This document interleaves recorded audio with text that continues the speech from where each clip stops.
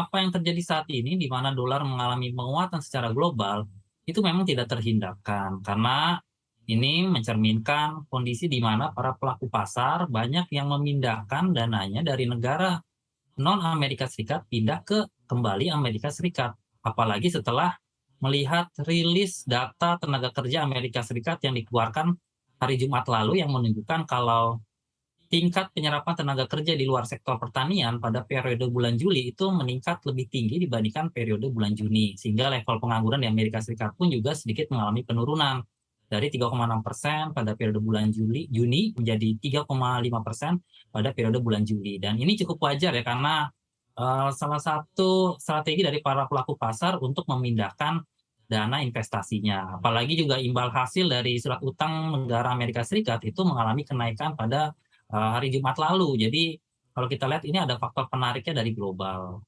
Tetapi memang kalau kita lihat performa rupiah saat ini, kalau kita lihat dari angkanya itu memang sudah mendekati level 15.000. Tapi kalau kita bandingkan dengan performa nilai tukar di kawasan, khususnya kawasan Asia, kita itu masih lebih baik dari mata uang beberapa negara tetangga kita, seperti mata uang Malaysian Ringgit, mata uang Thailand Baht, mata uang Filipin Peso, termasuk juga Indian Rupee maupun juga Korean Won, serta mata uang China Renminbi dan juga Japanese Yen. Kalau kita lihat, kita masih lebih baik. Walaupun memang kalau kita berkaca dari cadangan devisa yang memang terkuras cukup banyak ya dari periode bulan Juli dan bulan Juni, sekitar lebih dari 4 miliar US dollar cadangan devisa kita yang keluar ya. Ini memang karena ada refleksi pertama terkait dengan ongkos untuk stabilitas moneter, karena memang dari sisi Bank Indonesia kelihatannya sangat serius ya dalam menjaga stabilitas nilai tukar rupiah supaya tidak melampaui level di atas 15.000.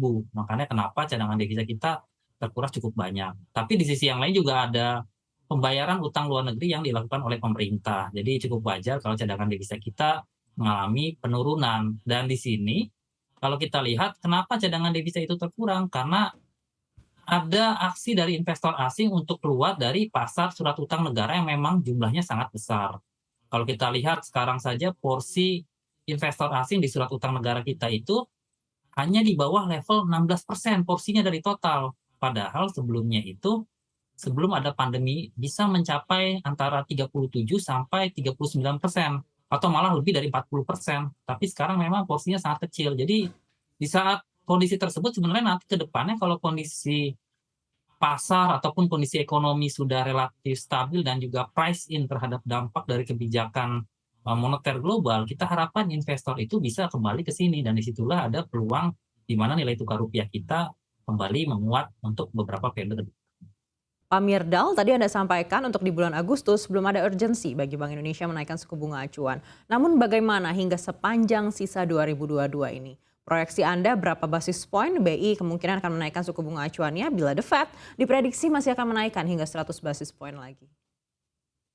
Ya, jadi selain memang kan ada faktor dari luar, kita juga melihat faktor dari domestik terkait dengan perkembangan inflasi untuk periode bulan Agustus yang kemungkinan akan kembali meningkat ya, karena kalau kita lihat ada beberapa komponen harga pada periode bulan Agustus mengalami kenaikan, dan kalau kita lihat secara year on year, kemungkinan inflasi itu akan berada di atas level 5% untuk periode bulan Agustus. Sehingga memang di saat kondisi inflasi sudah mengalami kenaikan ataupun juga sudah memiliki gap yang terlampau jauh dari inflasi target BI di level 2-4%, maka disitulah sebenarnya ada urgensi untuk central bank kita melakukan penyesuaian kebijakan suku bunga.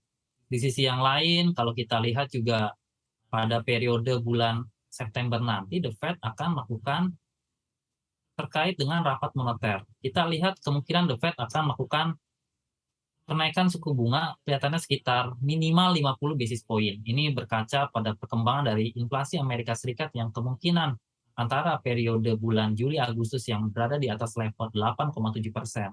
Dan di sisi yang lain juga kita lihat kemungkinan imbal hasil obligasi Amerika Serikat dengan imbal hasil obligasi Amerika dengan Indonesia itu gapnya kemungkinan akan semakin dekat.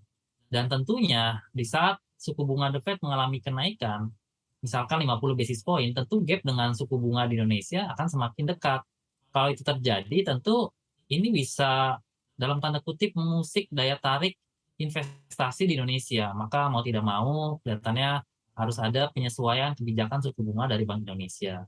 Kita proyeksikan untuk periode bulan September, Bank Indonesia kelihatannya akan melakukan kenaikan suku bunga sekitar 25 basis point. Dan hingga akhir tahun ini kita proyeksikan kenaikannya itu sekitar 75 basis point ke level 4,25%. Tentunya level tersebut kalau kita lihat masih menjaga daya tarik dengan gap suku bunga dari Amerika Serikat. Karena proyeksi terakhir dari The Fed untuk suku bunga dari Bank Sentral Amerika Serikat untuk tahun 2022 itu kelihatannya berada di level sekitar 3,4%. Ini proyeksi terakhirnya. Jadi masih cukup lebar sebenarnya imbal hasil ataupun juga gap dari suku bunga moneter kita dengan suku bunga moneter Amerika Serikat. Jadi